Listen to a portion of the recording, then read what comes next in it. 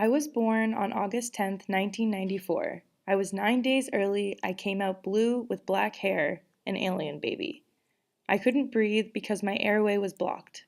I was treated, and a few months later, my hair turned from black to blonde. It was just me and my mom for a while because my dad did not involve himself for the first 5 years of my life. But only 2 years after I was born, my mom met Brian. And then my brother Brandon was born. It was on and off for my mom and Brian for the next 15 years of our lives. During those first 5 years, we moved around a lot, but then finally settled into Whitefield, New Hampshire. My childhood growing up was a rough mix of playing outside with my brother and neighborhood kids, as well as constant heat shutoffs in our house and food stamps. Our mom was pretty neglectful of us, but she taught us things that we still use today. It was my mom and my grandmother that encouraged me to write early on. My mom would read to me at night until I took the book from her, and it was me reading her to sleep. My grandmother taught me how to write when I was 2. At my mom's house, we had a family computer that was never hooked up to the internet, so we used it for playing Reader Rabbit, drawing on paint, and typing some of my first short stories. I based a lot of these stories off of adventures with my brother and my best friend Kayla. In middle school, I wrote a creative piece about the changing seasons. I was really proud of it. That feeling of creating something appealing to others around me stuck with me, fueling my passion for writing. Writing gained a huge significance in my life when my brother and I were taken away from our mom at age 12. I went to live with my grandparents 100 miles away. My brother went to live with his dad. I really got into poetry, using it as my way of expression. I was separated from the two most present people in my life. It was a huge culture shock. New school, new friends, different living expectations. The shock brought on a resentment to the world and a mild case of teenager angst. This fueled my emo punk phase. Because of my dark outlook on life, I made very few friends in the 3 years that I lived there. Meanwhile, my mom was doing everything she could to win me and my brother back. My dad had just re-entered my life again and was living with me and my grandparents. In those 3 years, I had moved between 4 different schools, 2 different middle schools, and high schools. But finally, at 15, going on to sophomore year, I was allowed to move back with my mom. My brother came home soon after that.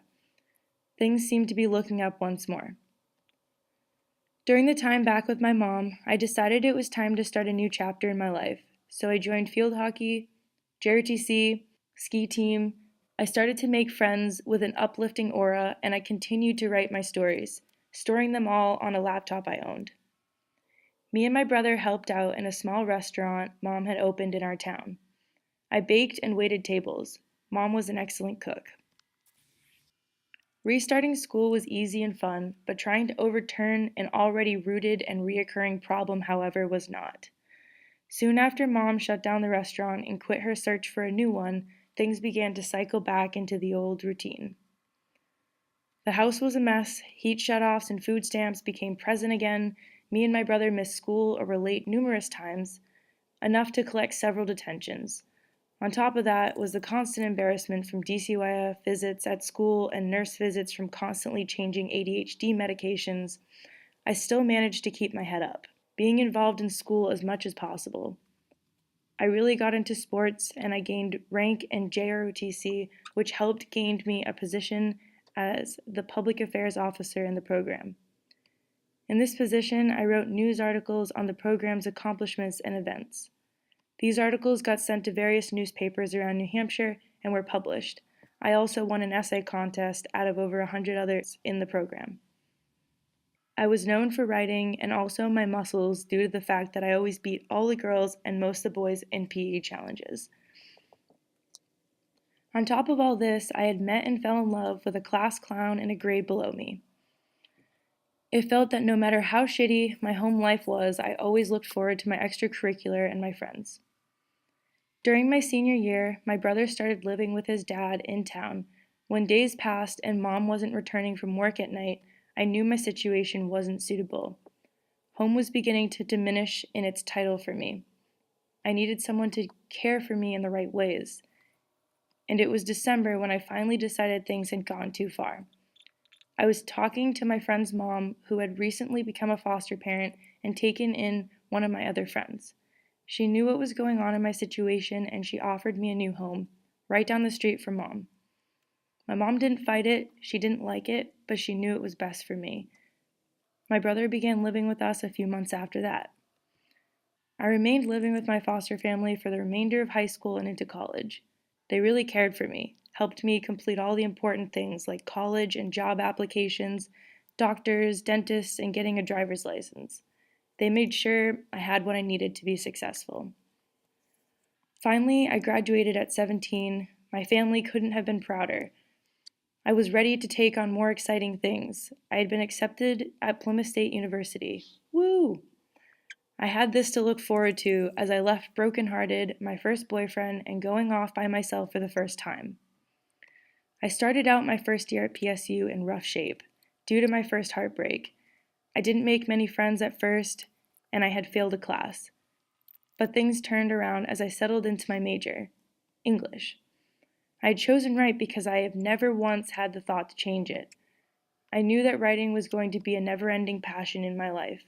I joined many clubs, Poets and Writers, The Clock, both which I was published in, PACE, a sorority, the Ultimate Frisbee Club, and rugby.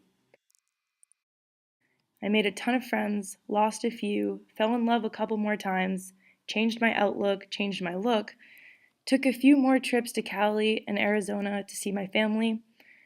I took a lot of great classes that helped build up my writing skills and instill new inspirations. Things were different this time because I could finally focus on what I wanted to do, getting the help I needed with no mom or DCYF to disrupt my groove.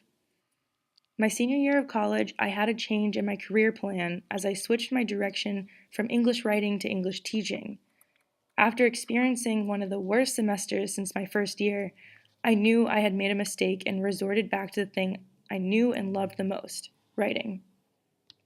I had one of the greatest group of friends I had ever asked for in support of me through this. They actually became my future roommates for next year. Now back with writing, I am very happy. I had changed from this uptight teacher type to a laid-back, fun, and crazy hippie kid. I decided to get dreadlocks in my hair and made many new and amazing friends that opened my eyes to a different culture of life.